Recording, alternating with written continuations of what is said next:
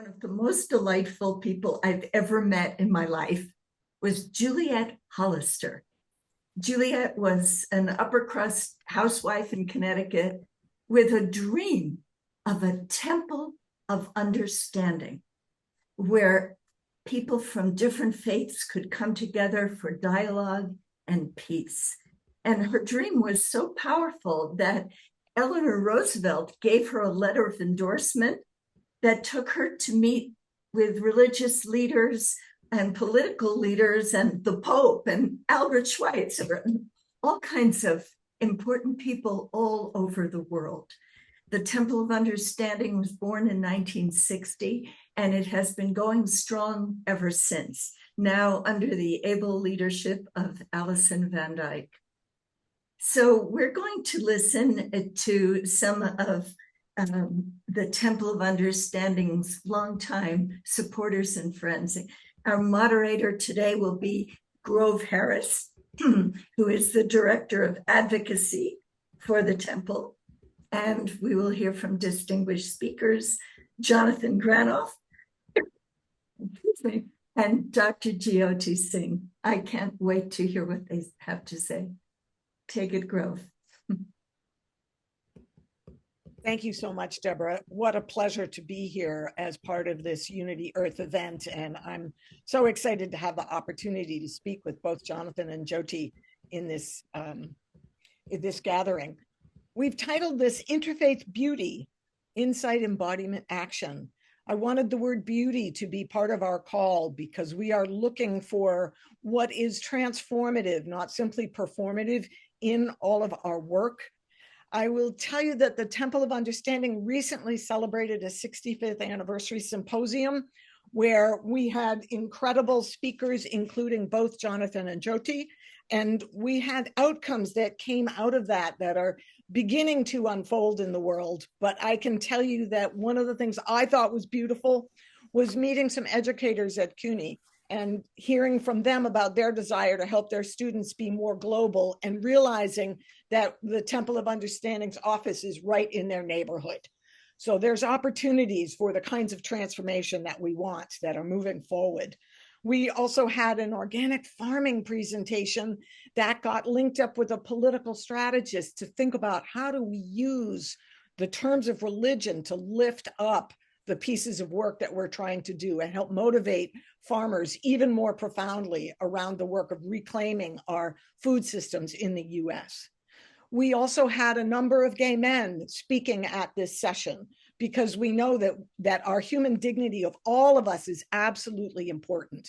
So these were some pieces of beauty at that particular event. And I am both a moderator and a speaker at this event.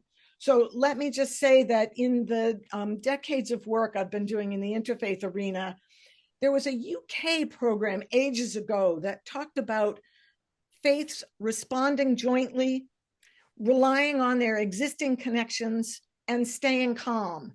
And I think that common wisdom serves us well for our role as interfaith actors in the current moment in our societies and responding to political events. We need to be present and active, but with our own particular kind of flavor. I want to also say that foundational to the TOU's work has been lifting up the voices of Indigenous leadership through its entirety. So that wisdom is so valuable and is not often centered enough in interfaith activities, and the Temple of Understanding has carried that forward. So respect for difference is an incredible part of what our interfaith work is about, honoring that richness. So that's enough for some opening comments. I'd like to now introduce Jyotsna Singh, who she is a philosopher and cultural leader with a PhD from Delhi University. She's the founder and director of the Dara Shikoh Centre in Srinagar. She's done pioneering work in youth engagement and in arts and in the Himalayas region's rich cultural and natural diversity. She is working in interfaith harmony and ecological justice. She's the curator and driving force behind the Tawi Festival in Jammu. I won't take any more time for her introduction, except to Jyoti, I'm so glad that you're here to have this conversation with myself and Jonathan. Would you take 5 minutes and then we'll have Jonathan after that? Thank you. Thank you, Grove. Thank you so much, everybody, for having me here. It's a privilege to be here and to be part of this very large conclave where people of great wisdom and of great personal experience of spirituality and activism are gathered. Grove, it is always a pleasure to engage with you. And as Jonathan mentioned earlier in an informal talk, he has been to India, has engaged with many of us here, including my father, who was the founder of the Temple of Understanding India chapter, which has now become a full-fledged foundation called the Temple of Understanding India Foundation.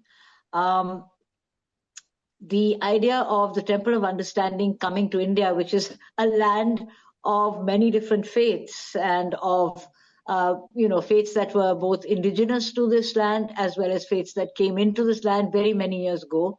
For instance, it may not be always known that Christianity is very ancient, came 200 years after the passing of Christ to the south of India. Buddhism was, of course, born in the subcontinent with the Buddha. The Jews came in, Zoroastrians came in, and Islam came from both sides. So the Islam came through the trade routes, maritime trade routes, as well as from the mountains. And the ones that really, came through the Silk Route and so on, had a great Sufi element to them. So there were, of course, across the Himalayas, great sort of, geopolitical movements, but there was also the great movements of cultures and religions and different, ideas. I feel very privileged to be born in this country, even though at the moment we don't have very good press because we are not at the height of our what we would have been known for in the ancient times of inclusivity, and as Grove said, including everybody, including people of different religions, people of different cultures. We ourselves, within the dominant religion, which is Hinduism, have had many centuries of very poor behavior towards people of lower caste, as we might call them.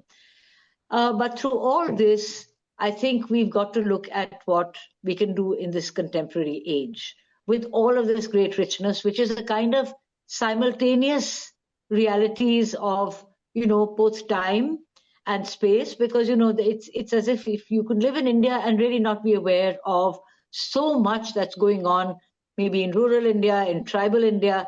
There are many parallel realities in India. And I think that is a great challenge, but it's also very exciting to include all of this in our dialogue where it comes to interfaith and interspirituality. As far as my personal experience is concerned, I come from the very north, which is Jammu and Kashmir. It's really also had Ladakh as part of it, and this was part of the geopolitical changes that took place maybe 150 years ago while the British were ruling India. And so we had this great northern part, which was a combination of Ladakh, which was predominantly Buddhist, Kashmir, which was, of course, predominantly Muslim or Islamic, and Jammu, which was predominantly Hindu. So in that sort of, there was a let's say, a kind of trinity of religious realities within that small state itself, which was a kind of microcosm of the whole of India in some ways. I went to a Catholic school. So I went, and that's where my English comes from. I'm very grateful to the nuns of the Presentation Convent. I also grew up in a Muslim majority state, although my family was culturally Hindu. And I would say culturally because I think one has to come of age to be able to choose one's religion, frankly speaking. It's not it may be a cultural phenomenon that you're born into a particular thing, but you have to be able to make that relationship with your higher power or the divinity that you accept for yourself.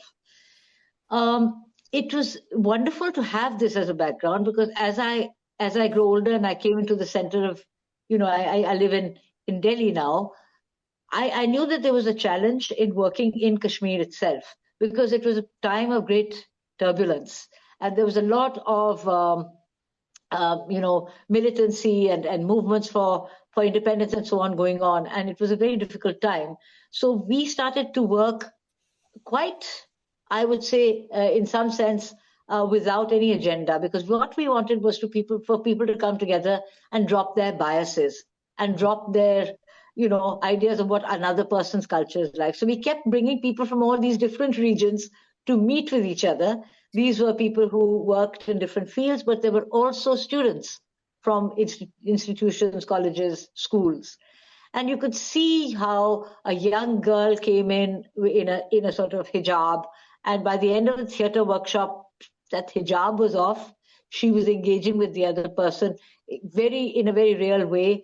And and she didn't have to be on guard. I think really getting people together in a cultural space is a very dynamic way of breaking biases, And what we're still trying to do that. We're continuing with that work. We have a Tavi festival in Jammu now, where we talk about the environment, both built as well as natural, because we are like that, that sparrow in the mine, where you have to actually send that bird out. What is it, the canary? Where we get to know about climate change before anybody else in the subcontinent does, up in the Himalayan region. So that's one. We had terrible floods last year. So we bring all this into our conversation. And I think that's one of the ways of engaging with different religious communities, because you're not going, head to head on, but these are my beliefs, but those are your beliefs. You're talking about a commonly experienced reality. And bringing beauty into it, whether it's through the word, through poetry. We have poetry symposiums, we have theater workshops, we have poets from border areas, for instance. We had a war quite recently with Pakistan, and which we cannot forget. It was, again, both those disasters, as far as I'm concerned, are man-made disasters, the floods that we had and the war that we had. So what we need to do, how do we learn to bring these people together? We have now set up a biannual symposium called The Syncretic Traditions of the Subcontinent Over the Ages, Contemporary Challenges. We have this every 2 years, and with it we have a great performance bringing all of this together. We are commissioning a play where all three traditions of Islam, for instance, Buddhism and Hinduism come together. It's based loosely on the Conference of the Birds of Fariduddin Attar, who was a great Sufi master. And we brought all this together, and it's actually working on these kinds of lines. I know it sounds as if it's very soft kind of diplomacy, but it really is. It's very effective to have kids from different communities come together, to have a music director who's Muslim, to have an acting director who's Hindu, to have somebody who's Buddhist who's actually doing the music. It all comes together. It's a very beautiful way of doing things. And I'd just like to say that, as somebody said, it isn't as if this is a new idea. This is a very ancient idea, In India, it was, the truth is one, the wise call it by many names. We have to believe in the central idea of this great spark that we are of the divine, and that we share in this wonderful divinity together. Thank you so much. Thank you. Beautiful, Jyoti. Thank you so much. And next is Jonathan, known to many of us. He is the president of the Global Security Institute, a senior advisor and UN representative for the Permanent Secretariat of the World Summit of Nobel Peace Laureates. He's a powerful voice in interfaith and humanitarian circles, advocating tirelessly for decades over nuclear disarmament. And he has been a board member of the Temple of Understanding, and he speaks to us not just about borders, economies, and peace, but our need to come from the heart and the threats to life. So, Jonathan, please, thank you for joining this conversation. Thank you. I just want to say, honoring Jyoti's father.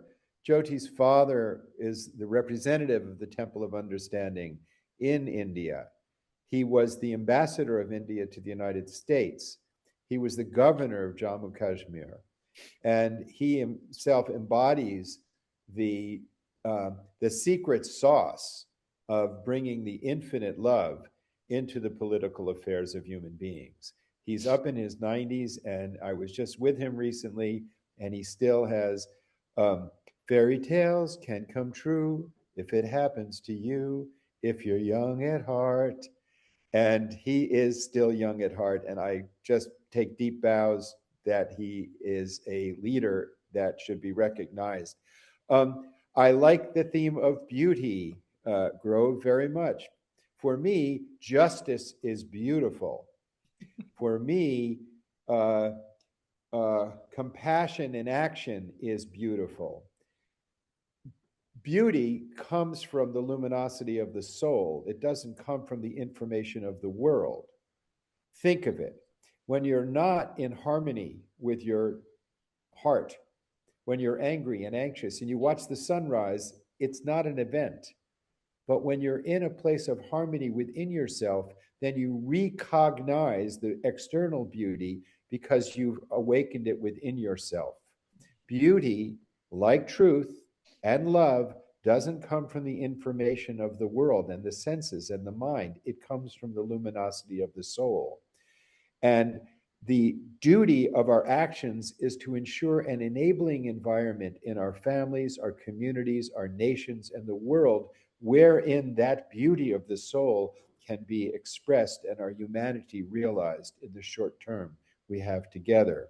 So I'm going to talk a little bit about several initiatives that I've had direct experience with that I think are informative and hopefully inspiring, only as examples.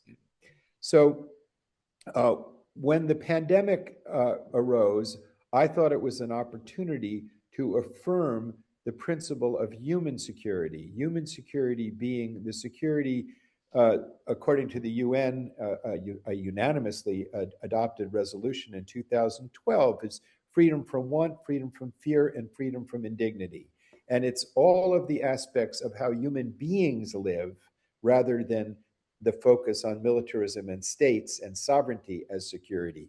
So obviously, it's realistic because the phytoplankton doesn't just provide oxygen to nations, it provides oxygen to all of us. It's our third lung, and we can't live without it. The health of the climate doesn't have passports, and the pandemic didn't have passports. So I was contacted by the Human Security Trust of the UN to initiate a joint venture with the Global Security Institute. But I said, well, my organization where I'm the president, we don't have the heft, but there is an organization, the World Academy of Art and Science, that was started by Albert Einstein, Bertrand Russell, Joseph Rotblat, who won the Nobel Prize for walking off the Manhattan Project and starting Pugwash, and Robert Oppenheimer, in order to address the need that the arts of law and morality would be a mitigating and guiding force for what technology and science is manifesting. They were all informed deeply by the nuclear atomic bomb. And so I said, let's partner with them. So there's a project called Human Security for All. It's a UN partnership project with the World Academy of Art and Science. And it has scaled up and mainstreamed the message so much so that even the Consumer Technology Association's conference, the CES conference, the largest trade conference in the world, adopted it as a principal theme. Out of that initiative, we realized that the main countries in the world have diverged very far from that core principle. It's really the principle upon which the SDGs are founded, the Sustainable Development Goals, or the principles of the UN. So another initiative that the World Academy of Art and Science has is the Peace Offensive, which is now in partnership with the European Academy of Science and the Club of Rome. And it is an initiative very similar to what we're doing here, which is trying to network, identify, and amplify the voices of virtue at whatever level we can, mainly to take the offensive while the nations of the world are not working for peace right now. That's a reality. The people of the world must do this. And I've concluded that one of the things that's missing in all of these initiatives of virtue, we'll call them, human rights, environmental protection, gender equity, the core values of the golden rule. Nations treat other nations as they want to be treated. Religions treat other religions as they want to be treated. What's missing is the heart and soul. I was part of the general debates on the Sustainable Development Goals. I had a diplomatic posting there as the representative of the institution that arose out of the UN Convention Against Corruption. So the International Anti-Corruption Academy has permanent observer status. So I was part of the debates on the SDG high-level statement of the heads of state. And the Japanese delegation wanted to say something along the lines that the Sustainable Development Goals or the Agenda for 2030 is essentially a human security agenda. Because that's, if you look at all 17 of them, they relate to how people really live. And they also include an aspiration and a principle of responsibility to future generations. The Russian delegation said, if human security is in the document, we will break consensus. After the election, the last election of the president, the United States has said, we don't even support, we're against the Sustainable Development Goals. So be very clear, we have to do this. The governments of the world are not going to do this. And be very clear, this is not just a matter of beauty, this is a matter of realism and truth. The status quo of depending on fossil fuel is unsustainable and will cause increasing suffering on the planet. The ongoing threat of nuclear holocaust by accident, design, or madness will lead to that holocaust. And we know, as it says over the parliament in India, a quote from the Upanishads, the world is one family. That's how God made us. We have made nations to serve us. And the nations right now are not being held to what we know in our heart is possible. I will just conclude. I believe that the power of the soul is necessary, and we need an ethical principle to bring us together. And I would say that a principle that I would like to promote is the golden rule for the 21st century.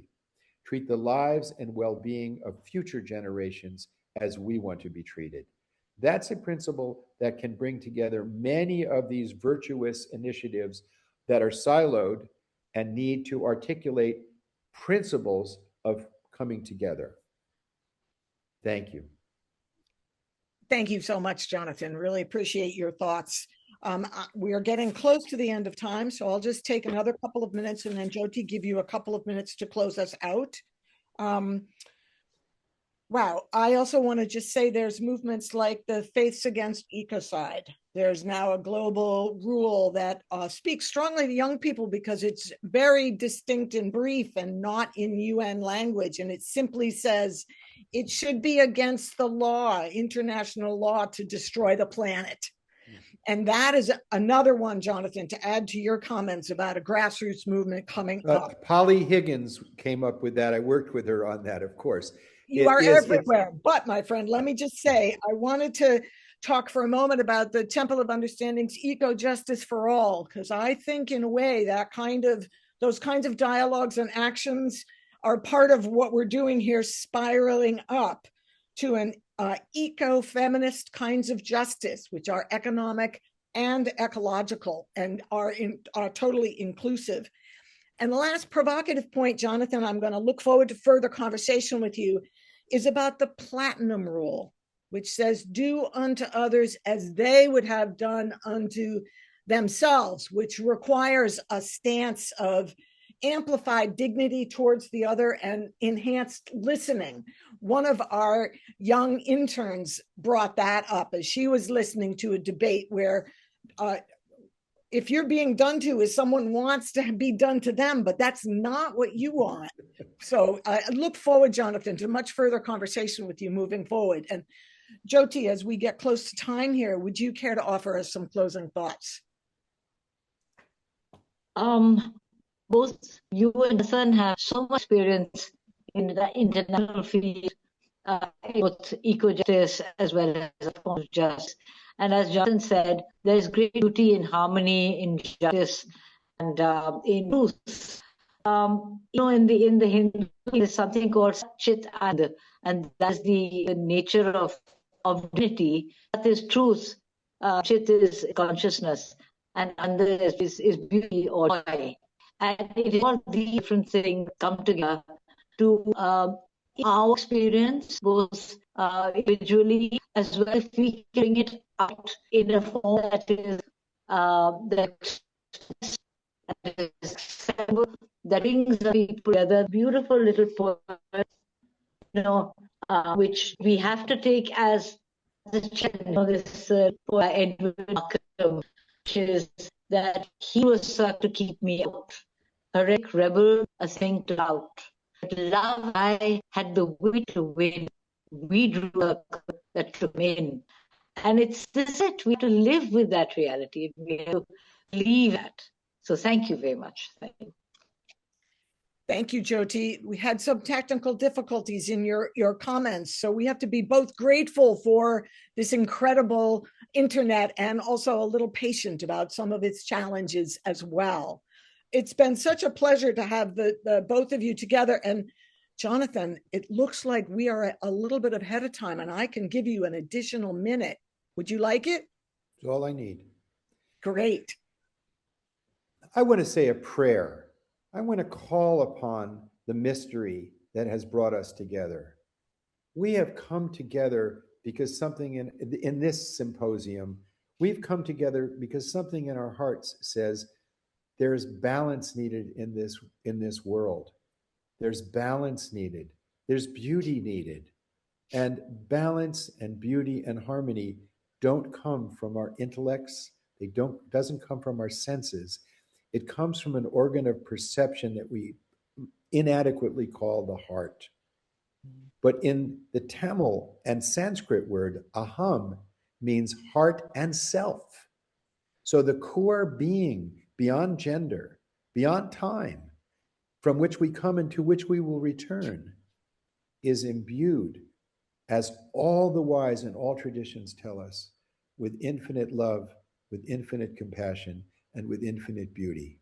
So may that mystery that gives us this breath of life, that gives us this calling to come together, that brought us into this world when we looked into our mother's eyes and fell in love, may that beauty that brings us together keep us together and guide our endeavors so that we are what we want to see, a world of peace, a world of love, and a world of justice. All praises are to that power, for it is what gives us this gift of life itself. Amen. And Jonathan, to just add an amplification, when you're talking about life, we are talking about human life, planetary life, the life of all forms of nature, even the life of rocks and critical minerals, because we know our human-centered view is inadequate to our time. So the kinds of humility and curiosity and openness that I hear from both of you moving forward, because we know those are prerequisites of good art as well. Okay, so I think I'm just at about time, and I think that my opportunity now is to hand this back either to Kurt or to Ben, with great thanks to Unity Earth and to Kurt's work with those incredible volumes and the Light on Life team, this has really been an amazing experience, and I look forward to more with both of you. Thank you.